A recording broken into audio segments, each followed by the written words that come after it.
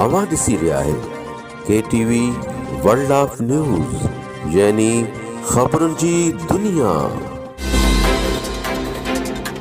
हींअर पेश आहे खैरपुर मां KTV कल्चरल रिपोर्टर शाहीन सिंधीअ जी रिपोर्ट।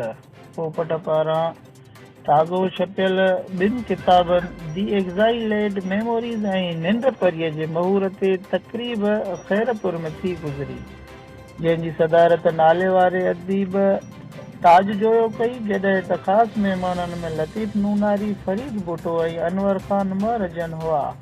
जॾहिं त अख्तर दरगाही, अब्दुल ख़ालिक चन्ना, डॉक्टर महर ख़ादिम, डॉक्टर इब्राहिम खरल, मुमताज़ बुखारी, हसन शेख, इब्राहिम खोखर, अतहर नूनारी ऐं ॿियनि अयाज़ गुल जी शख़्सियत ऐं उन जे किताबनि ते ॻाल्हाईंदे अयाज़ गुल सिंध जो बहितरीन शाइर आहे।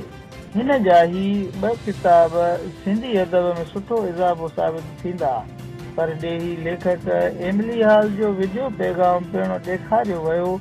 आख़िर में राग रंग जी महफ़िल थी, जंहिं उस्ताद अब्दुल गफ़ूर सूमरो ऐं शरीफ़ अब्बासीअ महफ़िल खे झुमाए छॾियो।